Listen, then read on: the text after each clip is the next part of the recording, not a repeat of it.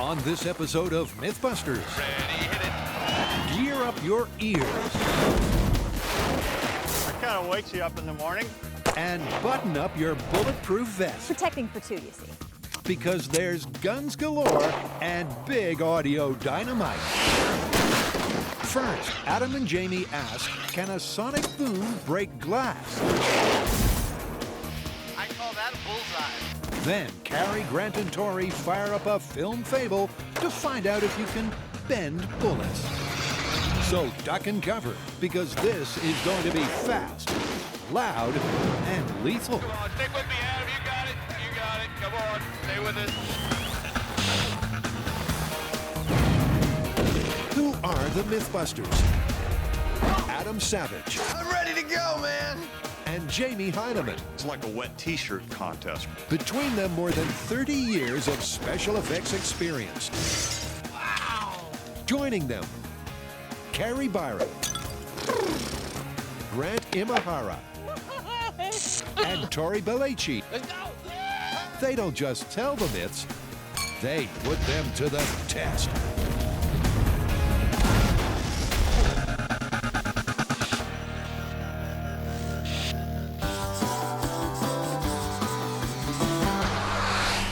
All right, I hear this one's a loud one. What's the story? Sonic boom. What's that? Sonic boom. What about a sonic boom? Sonic boom breaks glass. Well, sure, a sonic boom can break glass. The fans are saying that any sonic boom breaks any glass. Windows, glasses, you name it. That sounds like fun. Well, the best part is that we get to ride in a jet. You want to lay down a bet? Where are you going? Dude. When something this noisy goes faster than the speed of sound, the sonic boom created is a powerful and visceral experience. The question is, can any old sonic boom really break glass? And for answers, the guys are going to fly with the world-famous Blue Angels. Dude, come on back. I was just kidding. I want to hear all about these jets. It's not just about the jets. The myth is that any sonic boom can break glass, and you and I both know that bullets go supersonic sometimes. You're suggesting we start with guns and glass. Exactly. I love it. And then we go for the jets. Can I fly in the jet, please? Can I be the one who flies in the jet? Why should you get to fly in the jet? Because I'm going to be funnier on camera in the jet? Well, okay. You need to log some training hours first because we need to know that you can handle it before you go supersonic. I cannot believe the Blue Angels are going to fly just for our experiment. They're not. This is a training exercise. We're just tagging along. Oh, this is so cool.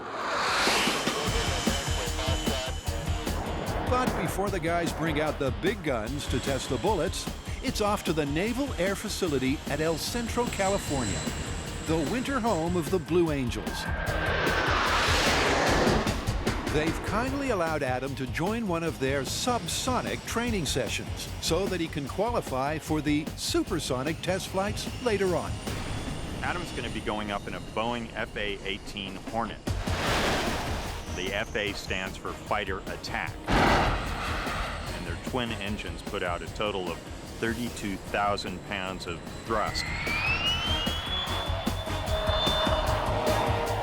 which propels them at up to about 1,400 miles per hour, or just under twice the speed of sound.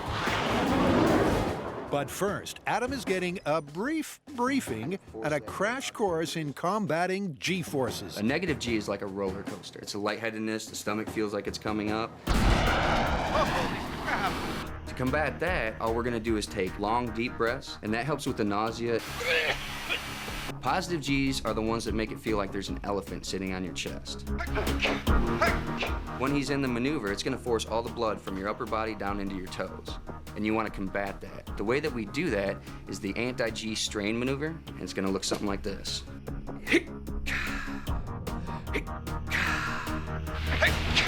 If you start seeing yourself go into G-lock, you'll start to see this gray tunnel. And it's gonna look like it start closing in on you, closing in on you. If you don't fight it, it'll go from gray to black, and you'll pass out. Undeterred by that possibility, Let's go fly. our excited little jet fighter rookie Right here, these are the yellow and black handle. That's the ejection handles, hands off at all times. gets all set and seated ready for his training ride. Let me just call up tower here and see if we can go take off. Okay. They're going into the pause and hold right now. This is it. You ready to go flying? I am. Adam in Blue Angel number 7 is ready for the experience of a lifetime. Now, here comes middle power. It's about 20 knots. There they go. And they call this a job. There's 80 knots. 100. There we go, it's 240. 230. 280. Ready to go flying? I am. Ready, hit it.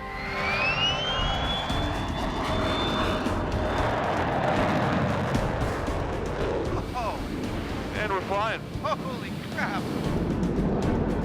At one point, they were going along the runway, and then all of a sudden, they were going straight up. Going up to 2,000 feet. Wow. We've had 6 years of doing incredible, life-changing kind of crazy crap on this show. And that takes the cake. That's the best thing I've ever done. It's kind of just a way to see the world upside down as we cruise on out. Wow. I'm speechless. Strapped at 35,000 pounds of plane, careening through the air, upside down. Oh, that's intense. I mean, it is absolutely like every special effects film you've ever seen. It's that cool. Wow, this is beautiful.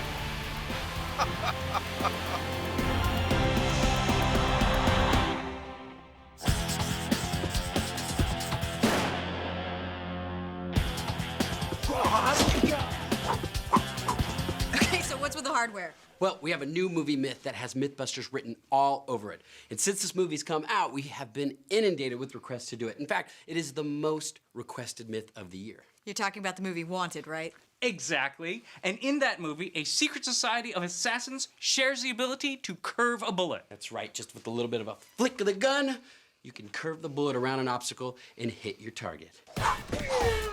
This should be fun. Or really dangerous. Do I get to play gun too? When we're done. When your target's hidden behind a side of pork and Angelina Jolie, what's a secret assassin to do? Shoot the target. Well, supposedly, with a swing of the arm and a flick of the wrist, in obligatory action movie slow motion, the bullet curves around the obstacle, saving your bacon.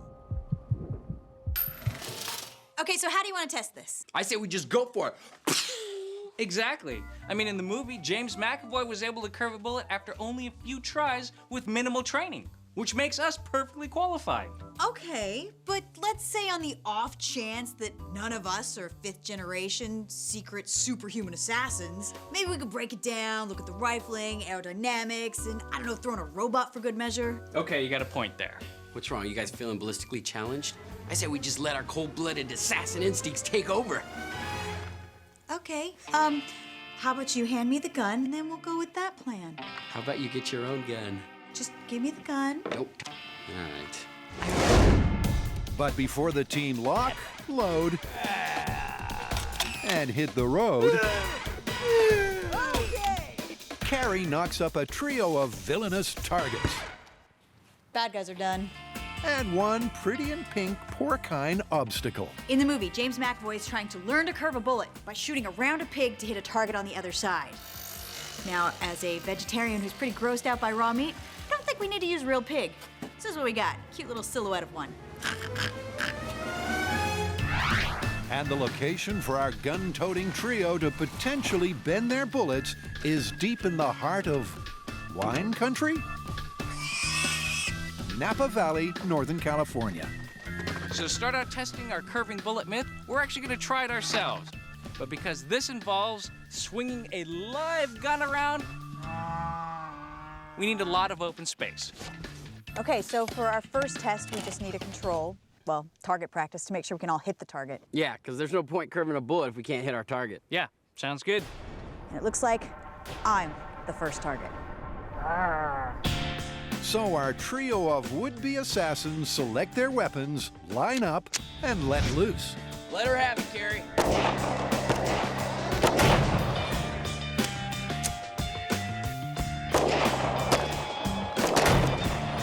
Look at that, 4 in the black.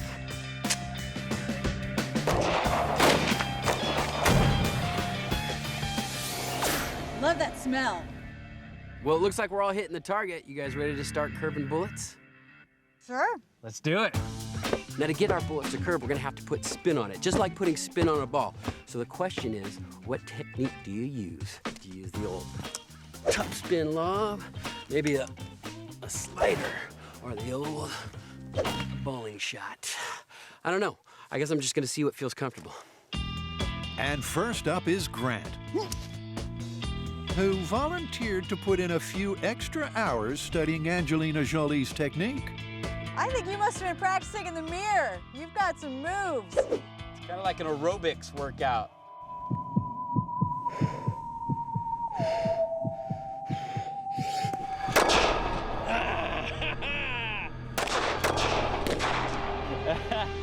Little early on the draw. James McAvoy didn't get it on his first one. But neither Grant Imahara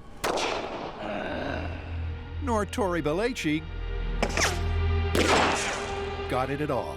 It's really interesting. It happens very fast. The characters in the movie have this ability to speed up their heartbeat, and that makes everything else slow down. Apparently, I don't have that ability. It just goes boom, and then it's gone. Next up is Carrie and Co. As I am 6 months pregnant, I will be wearing a bulletproof vest, protecting for 2, you see. I do have to say, though, freakiest thing in the world, you shoot a bullet, baby kicks. Weird.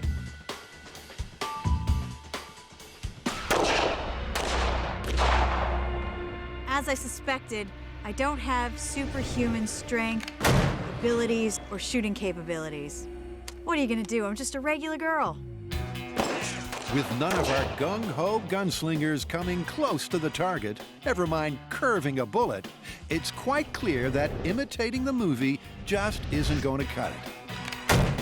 But before heading back to the shop to move this myth along, there's the small matter of leftover ammo. Now for something completely gratuitous.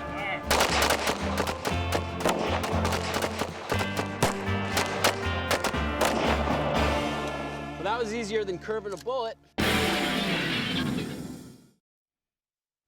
Ready to go flying? I am. Ready, hit it. To find out if the energy from a sonic boom can break glass, Holy crap. Adam and Jamie have recruited the Blue Angels, Take a deep breath. Ready, hit it. the U.S. Navy's Flight Demonstration Squadron, specifically Pilot Lieutenant Ben Walborn, Going on up to 5Gs. We got 5Gs, 5.5. is taking Adam for a training flight in preparation for supersonic testing. Wow, saw a little of the gray tunnel there. Yeah. Depending on what the jet's doing, Adam's either going to be weightless or he's going to be experiencing about 7.5 Gs, which means that he'll feel like he weighs 1,400 pounds, kind of like having an elephant on his chest. Now, if he follows his anti-blackout techniques that he was taught about in our safety briefing, he shouldn't pass out. Come on, stick with me, Adam. You got it. You got it. Come on. Stay with us. Stay with us. We got it. Come back. You with me? I'm with you. I passed out there for just a second. But given his past history, I think he's going to spew. I'm starting to feel a little nauseous. I think I may throw up. All right, you got the bags back there? Hold on. Incredibly, despite blowing chunks on several occasions, the experience still blew Adam's mind. There were two kind of mind-blowing things about that experience. One is that while I am using every ounce of strength and energy I have just to keep from passing out, Lieutenant Walborn is going through everything that I'm going through, except that he's piloting a $50 million plane, going through these motions, and talking to me all the time. Normal approach we'll do is we call a carrier brake. It's a bit of a dynamic maneuver, and if you don't want to see that, we can just do a straight into land. I would prefer a straight into land. Sounds good. It's up to you. The second one is that even though I passed out, even though I threw up, even though my dignity is, or lack thereof, is on display for television, it didn't detract from the experience at all. Dude, I mean, if you take a look at this shot of me throwing up on the side of the boat in South Africa, that day sucked. On the plane, I just want more. We saw you go down the runway nice and level, and then all of a sudden you were going straight up. We have fired a whole crapload of rockets on the show, but we've never ridden in one. Ready, hit it. Oh, and we're flying. Holy crap. That thing is fast. It is pretty fast. We did that vertical takeoff. We were going about 30,000 feet per minute climb rate up there. Did you break the speed of sound? No, I did not. But you can, right? You guys break the sound barrier all the time. Yes, but never at an air show. The FAA prohibits flying supersonic over populated areas. In order to fly supersonic, we'll go out to restricted zones or at least 30 miles off the shore. Are you ready to barf at the speed of sound? Yeah, we've got this experiment, and in order to perform it, we need you to break the sound barrier for us. Do you think you can make that happen? I think we can set something up like that for you fellas. Can you handle it? Totally. Let's do it. With the training flight complete, it's back to the shop to regroup and maybe take a little nap. Mr. Adam Savage, blowing chunks for science again. All right, where do we stand? Well, you blew chunks, you passed out a bunch of times, you're cleared to fly. So I get to fly supersonic now? Well, hold on a second there, cowboy. Remember, we were going to start with sonic booms from guns first. Oh, right. I've got a table full of glassware. I've got a 50 caliber rifle. We're good to go. That sounds like a perfect day. Let's do it. So while Adam gets busy with the corridor of glassware, Heineman is handling the hardware. If you're not aware, the 50 caliber is the big gun. There's not really anything that a civilian can get a hold of that's any bigger or more powerful than this. It kind of puts a smile on your face if you're a gun enthusiast. And the peaceful, pastoral location I love the smell of gunpowder in the morning. Let's do it. that's about to be interrupted by the sound of violence is a familiar scene to the MythBusters team. This bucolic setting is, in fact, the Chabot gun range, and we've shot many bullet-related myths here, including Sniper Scope, Son of a Gun, I don't see anything. and a couple of What is Bulletproof episodes. Today, we want to find out if one of these can break one of these. But not by hitting it, merely by passing by. Yes, today is all about the sonic boom. Let's talk sonic booms. Now, the first thing you need to know is that sound travels at 761 miles per hour at sea level. Now, this bullet goes supersonic when it's fired, and it goes about 1,984 miles per hour. And what is happening is that there's a shock wave created by a kind of a conical wall of sound trailing behind the bullet as it's going through the air. And when that wall of sound actually crosses a person, the person experiences that as a sonic boom. You can think of this kind of like a boat on the water, and the boat is leaving a wake behind it. And you're like a dinghy kind of floating nearby, and when the wake passes across you, you start to react to it. Now, what we're doing here is seeing what glass will do when that pressure wave goes through the glass. Will it break it? We're gonna find out.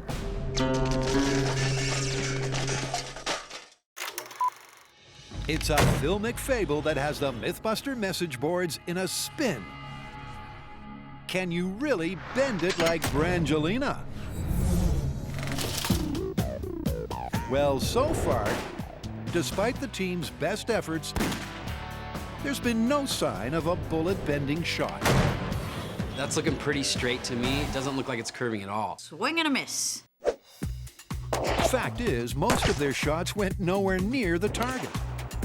Little early on the draw. So to test this properly, they need to match the movie character's superhuman speed, strength, and accuracy. So needless to say, we failed miserably at trying to curve the bullet ourselves. But you know what? We're only human, and the characters in Wanted have superhuman abilities. So that's why we're resurrecting this. It's a sword-swinging robot, became a bat-swinging robot. That's the hit! Then became a hat-swinging robot, and it's about to become a bullet-curving robot. It can swing its arm at superhuman speeds, and what's more, it can fire the gun at precisely the moment we want it to. Take off some of the rust, change it around, and we're good to go. Not only will Grant's gunslinger shoot straight every time, it'll impart the arm-swinging action that's supposedly responsible for curving the bullet. But not in the shop, it won't. Going down. We need a completely controlled environment to test our crazy gunslinging rig, so we've come down to the South San Francisco Police Department. They have a firing range, and they're gonna let us use it. And while Grant gets ready for action, Tori and Carrie prepare to get the results down on paper. We need to find out whether or not these bullets are curving, but in order to do that, we need to be able to track the path of our bullets. So we've set up 5 frames of paper down the gun range 8 feet apart. That way, when the gun goes off, the bullet will punch a hole in each one of those sheets of paper. Science is potty. Now, if the bullets are flying straight, those holes should all line up. And we should be able to see that by pointing a laser pointer down the hole. Hey, it works! Now, if those holes are not lining up, then we're curving bullets. So the first test up is at regular human speed. Now, I know we've already done this test ourselves, which qualifies as human speed, but the robot is capable of perfect execution. And that's what we need to do, is take out any differences in our timing or our aim and do it perfectly. Normally here on MythBusters, we're pretty safety conscious, but on this experiment in particular, because we got a gun going a full 360 degrees around, we have an extra set of precautions. Exhaust valves, open, open, open, check. And because Tori and I are gonna be in the danger zone here, we're wearing full bulletproof right gear. Turn elbow to hum. Pin is in. Trigger cylinder is out. You ready to load the gun? Almost. Check. 10 more steps. Damn. Secondly, I've got a 25-point checklist to make sure that we can load and discharge the weapon safely. Okay. Your fly's down. Check. And when we load the weapon, we've got this safety tape right here to keep us out of the horizontal plane. And finally, we've got a full wall of ballistic shields closing off that entire side of the range from this weapon. That ought to cover it. Here we go. We are loading the gun. All right, we are loaded and hot. Okay, pull the elbow pin. Pin pulled. Pressurizing the shoulder. Smells Vietnam. Ready? Ready. Safety pin pulled. Let's go. Get out of here.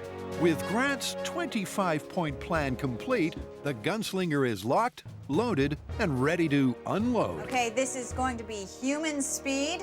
Here we go. 3, 2, 1. Nice. Check it out. Good shot. Let's go see if we curved that bullet. I can see 2 and 3. Remember, if the bullet did curve, Fourth, we got all 5 frames. That was a good test. the holes in the 5 sheets of paper, the physical evidence of the bullet's trajectory, won't line up. Here's the laser, and lined with the hole. Can you see it all the way? Science is so unforgiving. The bullet didn't curve. We can see the laser down at this end. Straight shot at human speed. Now for us, this confirms that human speed is not going to curve a bullet. We did it ourselves, we tried it with the robot, now it's time to ramp it up and see if superhuman strength is gonna curve it.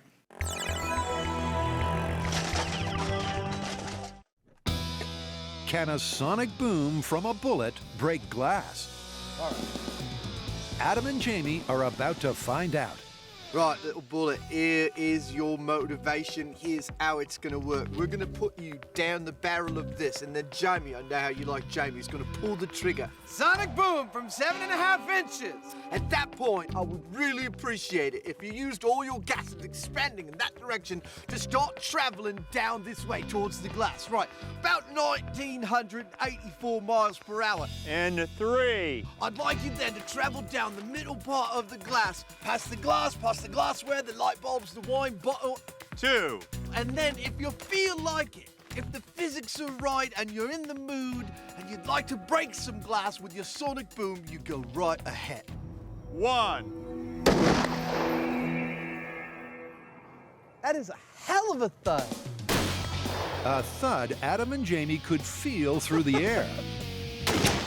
But a thud for which the glassware didn't care. It all looks pristine. It does. At 7.5 inches away from the bullet, the glass didn't break. In fact, it didn't even move. Dude, you can see the bullet. That's awesome. Shockwave following behind it. If we were going to see anything, it would probably be starting to happen now. I don't see any movement. I can't believe from the thud I feel from firing the weapon that I don't see a single anything. I think we got to push way in. I do too. Let's say 4 inches apart, 2 inches each from the bullet. Sounds good. All right. Based on the fact that we didn't see any reaction before, I don't think it's gonna break. 2 inches from center. In 3, 2, 1.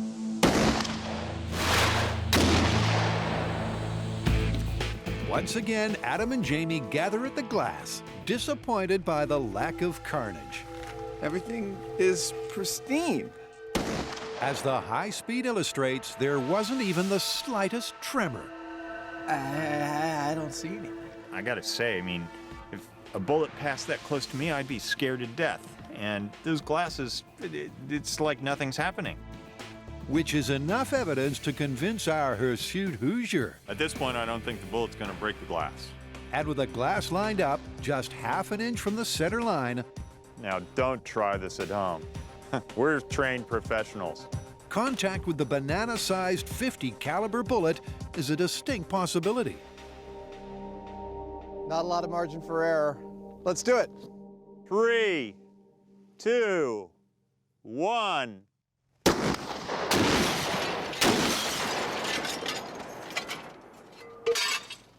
I don't think that was a shockwave. Me neither. Me too. That looked to be a direct hit on the rig. See that right there? That's not a sonic boom. That's a bullet hit. That's where the bullet contacted the frame, started shattering glass, and the glass itself traveling with the bullet all the way down the corridor, tearing crap up as it went. Yeah, the rest of this is from the shrapnel probably, huh? Yeah. So the bullet hit the glass and darned if it didn't break it.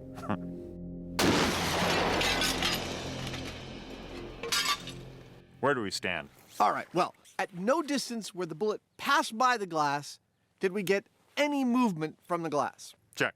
When we hit the glass with the bullet, the glass broke. Check. At this point, we don't have any evidence that a sonic boom, at least when coming off a bullet, has any significant effect on any thickness of glass. Check. King to pawn 4. Check. So this part of the myth, a sonic boom from a bullet breaking glass, is, like Adam's glass corridor, well and truly busted. Well, darn, it would appear that bullets only seem to damage things that they actually hit. Who knew?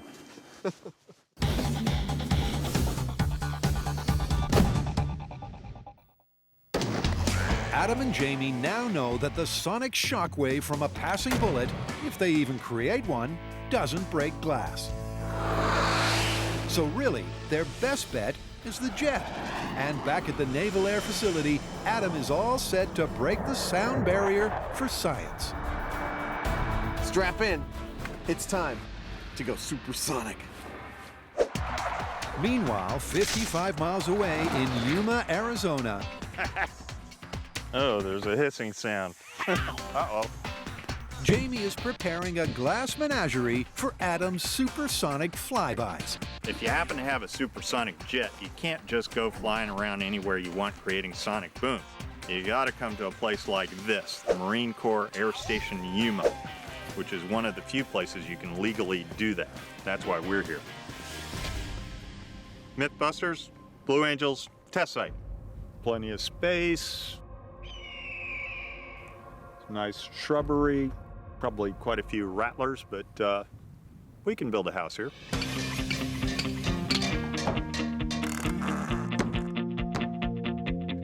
That ought to do it. And there's a glass window in it. Yeah, it's all real glass. And what we need now is a rundown of the test protocol. Okay, buddy. Here's the deal. Pay attention. We're here to see if we can break some glass with a sonic boom. So Adam's up in the sky in an FA-18 Hornet. He's coming in at supersonic speeds. He's going to get lower and lower with each pass. All right, so we're at about 13,500 feet. We're heading out to the house zone. Now, a good hint is when all those glasses in front of you start to break, you want to brace yourself, all right? Good. With Adam just moments away, the final piece of the prep puzzle can be put into place for the first test run. We need to make sure we get a direct flyover from the jets. So how do you do that? Well, they're going to put out some smoke so that we can see where they're at. We'll go ahead and put our smoke on right now. Smoke on. Ah, there they are. And then we're going to signal them with a mirror so they know right where to fly the jet. We are ready for the first pass. We have contact. Okay, we'll be turning in and we'll be accelerating for the first pass at 8,000 foot level. 7, PAO, ready for 8,000 foot pass. We just got word from Jamie's team that they are ready and waiting for us, and we are just about to bypass them at faster than the speed of sound at 8,000 feet. Here we go. That's the cue for Lieutenant Walborn to do the jet fighter equivalent of putting his foot down. There goes the afterburners. Mach 0.85, Mach 0.9, Mach 1, Mach 1.03. And because Mach 1 is the speed of sound, Adam Savage is now supersonic. Wow, this feels cool. Mach 1.06. So as they pass directly overhead, they've got the speed they need. But with the test site a speck in the distance, the impact on the ground is distinctly underwhelming. Was that supersonic? Yeah. That was no boom. That was nothing. And we're slowing down. Back down to Mach 0.98. Ah, this is so cool. I've heard them louder than that going over my house. Nope. And a quick tour of Glass Alley confirms that so far the myth that any old sonic boom can shatter glass is looking busted. We're going to have to do a lot better than that if we're going to see any glass breaking. We're going to go for 2,000 feet. Hopefully that'll do it.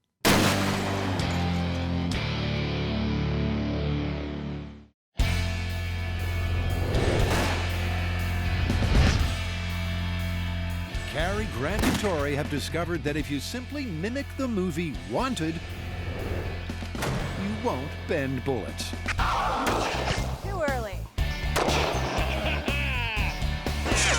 Have to look at the high speed, but I'm pretty sure I curved that one. They've even built a deadly accurate gunslinging robot, giving it the exact same sidearm action as the myth, and still failed to get anything but a straight shooter. The bullet didn't curve. So next up, they're raising the bar and ramping up the robot. So the great thing about this test is that the characters are superhuman, not supernatural. I mean, they're not vampires, they don't use magic, they don't have telekinetic powers to curve the bullet.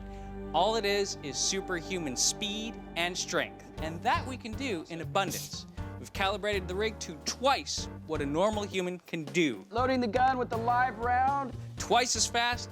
We'll see how that goes. Ready? All right, let's get out of here. All right, so it's all ramped up. Now it's time to see if we can curve a bullet. This is what it all comes down to. All right, live round at superhuman speed. You ready? Let's get it on. Here we go, you guys. In 3, 2, 1. Center shot. And the paper trail once again neatly illustrates the path of the projectile. It's made it to the second frame. Yeah. Third. Yes. Fourth. And the fifth frame. This is a good test. Let's check the alignment. Okay. You see the laser? I see the laser. It's a straight shot. There's no deviation whatsoever. Superhuman strength, and we still have a straight shot. Yep, despite flicking the robotic arm around at superhuman speeds, when the bullet leaves the barrel, it leaves in a straight line. And that leaves this part of the story done and busted. I know what you're thinking. You're sitting at home thinking, the MythBusters gave up too soon, it was only one shot. But look, here's the reality. This robot's capable of swinging its arm harder and faster than a major league hitter. Maybe if I saw 3/4 of an inch, half an inch, maybe even 1/4 of an inch, it would be worth continuing on. But you know what? We're not seeing any deviation at all. It's time to move on.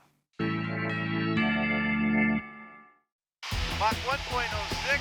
So far, Supersonic Savage has completed one 8,000 feet sonic boom flyby. Well, that was 8,000 feet and it was 1.06 Mach. That was nothing. But they're not done yet. This time, they're ramping it up by bringing it down. We are banking into position and getting to 2,000 feet elevation in order to do another supersonic pass. Sonic boom from 2,000 feet. Well, That's a lot closer than 8,000, so it might do it. 7 PAO, ready for a 2,000-foot pass. Copy, coming down to 2,000 feet for this one. All right, we are accelerating. Mach 1. Mach 1.03. We are headed straight for them. 2,000 feet at Mach 1.07. It seems so peaceful. Adam flying overhead at the speed of sound, and then... Wow! That was something. I call that a bullseye. I didn't expect that. I couldn't hear a gosh darn thing, and then all of a sudden it was like a shotgun just went off right next to me. It's a classic sonic boom, and a classic illustration of the difference between the speed of light and the speed of sound.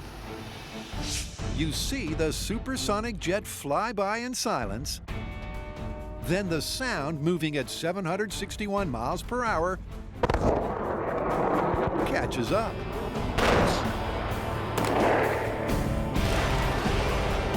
But the big question is, did it do any actual damage? Nothing. It's all intact. It's obvious that the closer the jet is to us here on the ground, the more intensely we experience the sonic boom. Nothing. Now, we don't know exactly where the sweet spot for breaking glass is quite yet. No cracks. But we do know that this is one of those funky relationships where the power of that sonic boom is going to be dropping off exponentially the further away the jet is from the glass on the ground. So it's a question of how low can you legally go? Like some kind of supersonic limbo dance, the guys bring it down one more notch. All right, here we go. We're commencing the 500-foot run. We're accelerating now. We gotta see some broken glass. Okay, he just came over the horizon. 500 feet. Mach 1.03.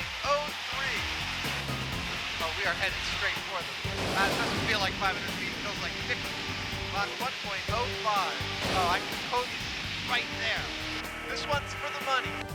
Oh, no! Wow! That was loud. Really loud. But despite the powerful ground-level experience, the myth that a sonic boom equals shattered glass is looking busted. Not one single item of glassware was even splintered. No broken glass. Not looking good at this point. Not at this geographical point, but a few hundred feet away at base camp, the team make an interesting discovery. Hey, Pete. Hey, Jamie. What do you got? Well, what happened was on the 500-foot pass, the sonic boom ripped through this trailer, opened up all the cabinets, and came out right here on the skylight and blew it completely off. Yep, just like a pop top on a soda can. So it opened all the doors. It did. And it didn't break any glass. it did not break any glass. But it blew the top off the RV. It did. I'll be darned. So, if you park in a restricted military zone where low-flying supersonic test flights are taking place... I don't see any damage to any of these, but that's odd. It opened all the doors. This could happen. But in reality, very little damage was done. Maybe the vent was already weakened. And getting back to the myth, no glass was smashed. Carrie, Grant, and Tori have ramped up their robot to superhuman speeds. But the sidearm action used to bend bullets in the movie just doesn't work in real life. Nothing. This is more fake film physics. Whoa, we can't go busting this myth yet. I mean, they did have a cool collection of customized guns. And special engraved bullets.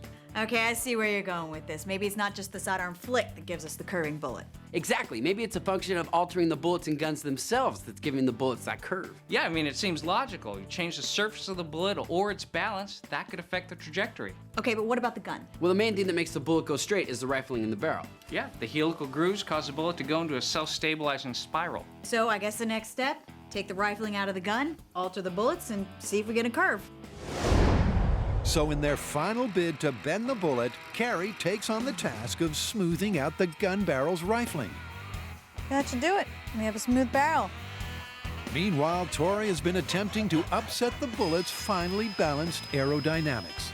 Now, the 3 sets of bullets are done. The first set, I've changed just the aerodynamics of the bullet, and the way I've done that is I've taken a hacksaw and cut grooves along one side of the bullet.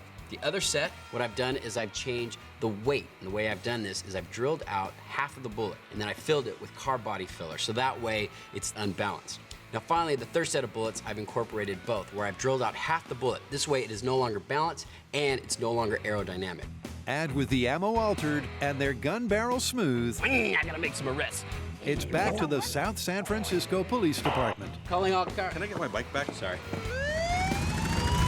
Inside the firing range, in order to capture the all-important high-speed camera shots, the team is reverting to a stationary shooting position. And first up, the team fires off a few shots with a regular gun and the altered bullets. But on each occasion, there was no bend to the bullet's flight path. Got it. That's a straight shot, no curving. It seems the rifling in the gun's barrel can keep any old bullet on the straight and narrow. Straight shot, no curving whatsoever. But I think when we switch to the barrel that has no rifling, all bets are going to be off, and that bullet is going to do whatever it wants to. And from the very first test with a grooved bullet, Okay, grooved bullet, de-rifled gun. it's clear how important rifling is. Whoa! Look at how wild that bullet went without the rifling. Yep, one look at the first pane of paper and you can see the bullet must have gone through sideways. That was What the heck happened? But despite the head over heels flight, it still traced a straight line through the air. Look at that. It's a straight path. And no matter how the bullet is altered, grooved, unbalanced, and a combination of both, the result is the same every time. Whoa! Look at how unstable the bullets are now that there's no rifling. Yeah, it's like going whoosh. But still, it's not curving. No. It's clear that the massive forward momentum of a speeding bullet Nah. Straight path. simply overrides any minor adjustments to its aerodynamics or balance. So it's looking like no matter what we do, physics are working against us. We cannot curve a bullet. Doesn't matter if the barrel's rifled or not. Doesn't matter if the bullets are altered or not. So this one's busted. Busted. Busted.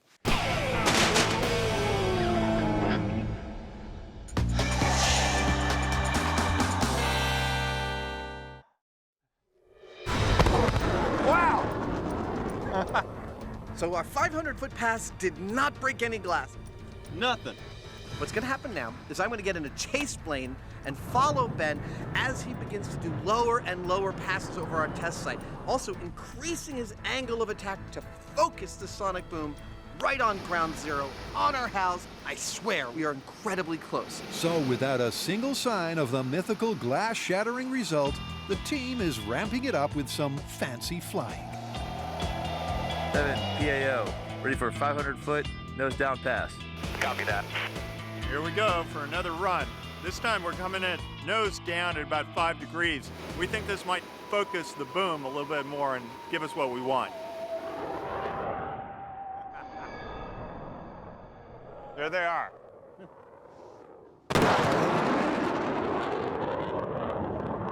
Man, that's a rush. Before Jamie can get in and check the results, Ben blasts by twice more in quick succession. And this time, damage is definitely done. No window. I can see it from here. A broken window, but not exactly as per the myth. Oh no. It blew the window out of its hole, but it didn't break it. The 3 rapid-fire, low-altitude supersonic flybys have clearly had an effect. The plot thickens. That broke the door. But the jury is still out on whether it will specifically break glass. Didn't break any of the glass. It knocked it down, though. And that has got Jamie thinking. A sonic boom is just a pressure wave. Now, we've created a lot of pressure waves on MythBusters. We've put out fires with them, we've broken wine glasses, but on the other hand, we've tried to make people poop and we've tried to blow up cars with them. those didn't work too well. Sometimes they just don't behave the way you expect, from reflections, from harmonics, from all sorts of subtle details that you only figure out after a lot of experimentation. And that further experimentation is a set of 5 200-foot passes, which is as low as we can legally go, lower than anything seen outside the training zone. These things are coming in so low, we're not going to see them until they're on top of us. Blowers ready now.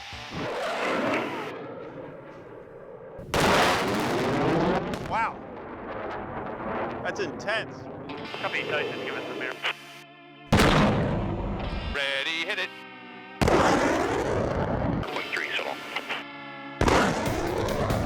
Minus 330.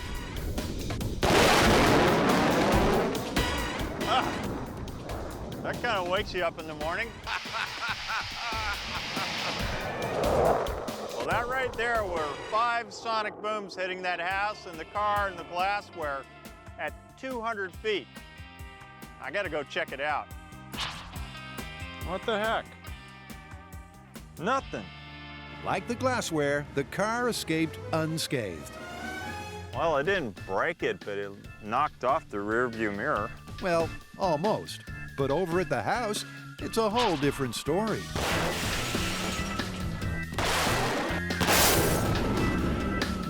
That's what I'm talking about. That is one broken window. It not only broke it, but it just like shattered every little bit to smithereens. So it can happen. And it wasn't just the windows that suffered. I'm really surprised by the structural damage here. I mean, I thought that what we were dealing with a sonic boom was a sharp shock that would break glass and things, but not actually move stuff. Well, there's your problem. That's what is happening here. This is an air pressure thing that is actually taking the whole side of the building in. Oh, no! So it is possible to break glass with a sonic boom. But not any old glass from any old sonic boom. The glassware is intact, and it was the warping of the window frame that led to the only breakage. And let's face it, that only happened after the low-altitude passes that just don't happen anywhere but in these restricted training zones. So Tyson, I've been meaning to ask you. We're out here in the desert. You look like you just came from the laundry with that thing. What do you do if you spill your lunch on it? I don't. Oh, okay. Well, I'm looking at a broken piece of glass here, man. Does that mean the fans are vindicated? That's the only thing that the sonic boom broke. What about all the other glass that didn't break? There were car windows, there was a table full of this kind of stuff. None of it broke. Well, I mean, the myth clearly states that any sonic boom will break any glass, and apparently that didn't happen. And we had to fly the jet in at ridiculously low levels to make this break. Well, then I think the answer's pretty clear. It's busted. Totally busted.